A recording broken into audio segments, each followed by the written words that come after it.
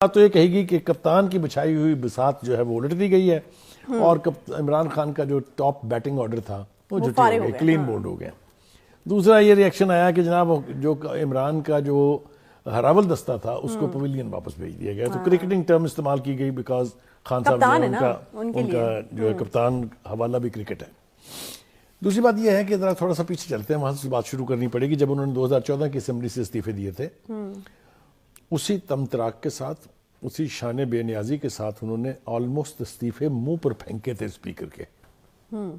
پھر 124 دن تک آپ باہر رہے، آپ دھڑے کی سیاست کرتے رہے، کنٹینر پہ کھڑے کپتان کے ساتھ نعرے بازی کرتے رہے۔ مبلغ 4 مہینے کے بعد آپ انتہائی ڈھٹائی سے واپس آئے اور انتہائی بے شرم ہوئے، آپ نے ساری مراحات لیں، پوری تنخواہیں لیں ان 4 مہینوں کی، اور واپس آ کے اسمبلی میں بیٹھ گئے۔ تو ایک تو سٹارٹ یہاں سے ہے۔ اب آ جائیں جناب حالیہ استعفوں کی طرف۔ آپ کو وہ تقاریر یاد ہے جو انہوں نے کی تھی جب استعفے دیے تھے؟ اسد کیسر صاحب جو اسپیکر تھے، ان کو بھی شرم آنی چاہیے تھی اس وقت، اس لیے کہ وہ ہاؤس کے کسٹوڈین تھے، پی ٹی آئی کے ورکر نہیں تھے۔ اور پھر بالکل انتہائی بے شرمی کے ساتھ جس نے گفتگو کی تھی اس کا نام قاسم سوری ہے، جو سٹے آرڈر کے اوپر ممبر تھے قومی اسمبلی کے، اور انہوں نے جو گند مچایا وہاں وہ بھی سب کے سامنے ہے۔ اس کے بعد شاہ محمود قریشی صاحب ہیں، ان کی میں اس وقت تفصیل میں جانا نہیں چاہتا، باتیں میرے پاس بہت ہیں ان کے لیے کہنے کے لیے، لیکن جو انہوں نے تقریر فرمائی تھی حلق پاڑ کے، اپنے پچھلے پنجوں پر کھڑے ہو کے، وہ بھی پتہ نہیں ان کو یاد ہے یا نہیں یاد ہے۔ اور بہت ساری تقاریر کا میں حوالہ دے سکتا ہوں، میں علی احمد کی تقریر کا حوالہ دے سکتا ہوں، حالانکہ وہ تقریر بہت سوبر تھی، لیکن جو جذبہ اور جنون تھا وہ لگتا یہ تھا کہ ابھی استعفے ہمارے منظور کریں۔ اور پھر وہ جو ایک پارٹی کے سربراہ ہیں، نام شیخ رشید پایا ہے، اور جو پھوپھو ہیں پی ٹی آئی کے، ان کو بھی اپنی تقاریر یاد رہنی چاہیے۔ وہ آج بیٹھ کے جو ان کی حالت ہوگی لال حویلی میں، وہ میں بیان یہاں کر نہیں سکتا لوگوں کے سامنے۔ Any way, having said this, یہ سب کچھ ہم نے سنا اور دیکھا۔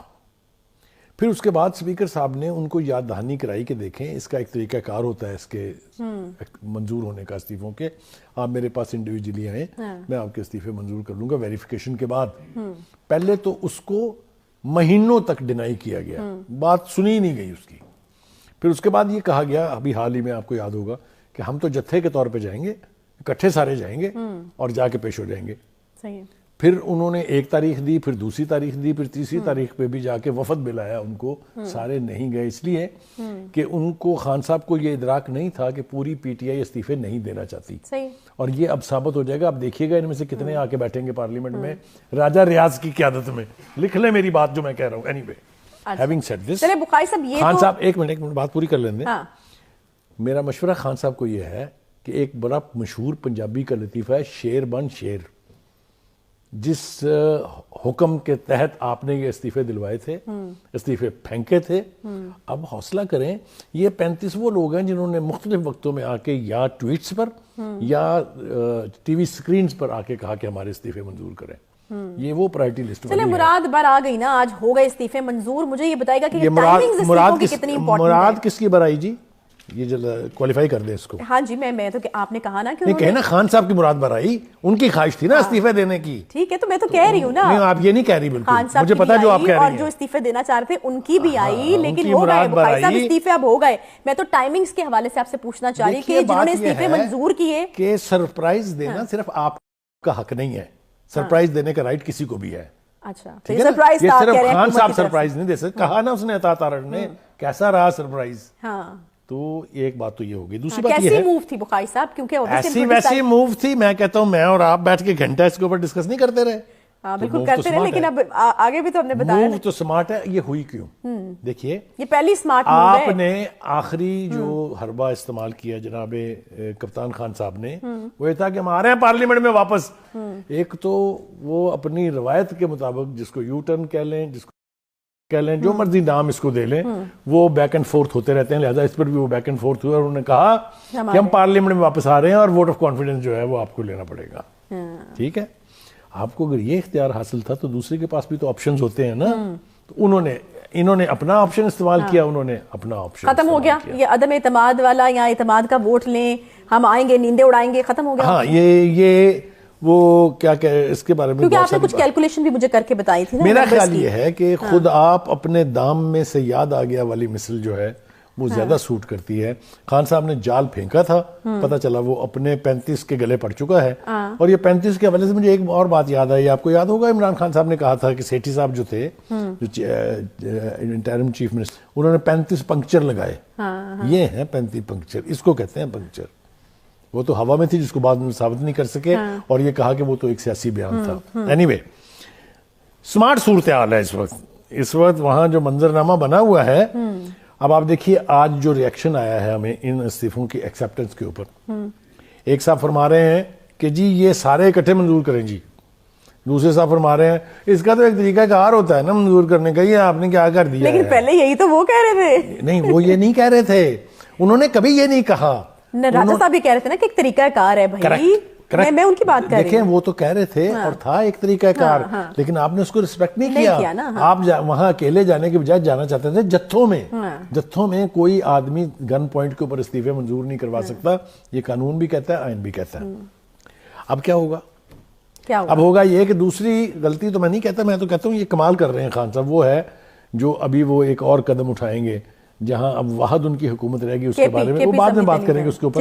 لیکن یہ سارے انیشیٹو جو خان صاحب نے لیے ہیں یہ ان کے گلے پڑے ہیں. انہوں نے 25 مئی کو کہا سونامی آئے گا, نہیں آیا سونامی, آپ بھی شاہد ہیں میں بھی شاہد ہوں. انہوں نے کہا 26 نومبر کو ہم قبضہ کر لیں گے. جو انٹیریئر منسٹر رانا ثناء اللہ, اس کو چھپنے کی جگہ نہیں ملے گی. الٹیمیٹلی پتہ یہ چلا کہ چھپنے کی جگہ تو خان صاحب آپ کو خود نہیں ملی, کیونکہ آپ یہاں آ کے اپنا گھر بھی چھوڑ دیا, آپ نے اپنی پہلی حکومت بھی چھوڑ دی. پنجاب کی حکومت میں ایک 3 ٹیئر حصار میں آ کے بیٹھے ہوئے ہیں اور باہر نکلنے سے قاصر ہیں. 1.5 مہینے سے زیادہ 2 مہینے ہونے والے ہیں, ابھی تک ٹانگ کا زخم ٹھیک نہیں ہو رہا, اور وہ ابھی ایک اور مہینہ نہیں ہوگا ٹھیک. تو کہنے کا مطلب یہ ہے کہ آپ جب انتہا کو ٹچ کر لیتے ہیں, جس کو پنجابی میں کہتے ہیں ات خدا دا ویر, تو کچھ انتظام اوپر والی ذات کرتی ہے جو آسمانوں کے اوپر بیٹھا ہوا ہے, جس کو اللہ تعالیٰ کہتے ہیں, اور دوسرا انتظام جو ہے اللہ تعالیٰ پھر لوگوں کے ذریعے کراتا ہے. تو یہ ان کا انتظام جو ہے وہ ہوتا ہوا مجھے دکھائی دے رہا ہے. سارے پتے پھک گئے ہیں. اچھا, اب آپ کو نہیں لگتا He has no card holding with his chest. میرا اگلا سوال یہی تھا کہ اب خان صاحب کے پاس کیا آپشنز ہیں, یا خان صاحب اگلا پتا کون سا شو کرنے والے ہیں؟ دیکھیے کوئی جوابی وار ادھر سے بھی ہوگا. ان کی ایک بہت بڑی خواہش یہ ہے کہ الیکشن جو ہے وقت سے پہلے ہو جائے. ٹھیک ہے, یہ تو ہے. مارچ اپریل میں وہ کہتے ہیں ان کو ہوتے نظر بھی آ رہے ہیں. کریکٹ. وہ کون سی اینک سے دیکھتے ہیں وہ تو ہمیں سمجھ نہیں آئی ہے, اس لیے کہ فیڈرل گورنمنٹ نے 2 ٹوک الفاظ میں جواب دیا کہ آپ کی یہ خواہش ہم پوری کرنے نہیں جا رہے, اس لیے کہ جو موسٹ ڈیفیکلٹ پیریڈ تھا وہ ہم نے لیا ہے گزار. یعنی جو اکنامک پریشر تھے, جو آئی ایم ایف کا پریشر تھا, جو ایف اے ٹی ایف کا پریشر تھا, وہ ختم ہو گئے نا سارے وہ.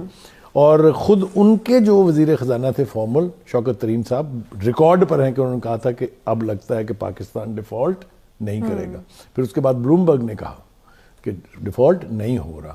تو یہ بھی خواہش جو ہے ان کی, جو دعائیں کرتے تھے صبح شام, اور جو اس ملک کے لیے خلاف لابی کر رہے تھے کہ آئی ایم ایف ان کو پیسے نہ دے. آپ کو یاد ہے نا وہ 2 وزرائے خزانہ صوبائی اور ایک وزیر خزانہ جو ہے وفاقی, انہوں نے مل کے خط بھی لکھا تھا آئی ایم ایف کو.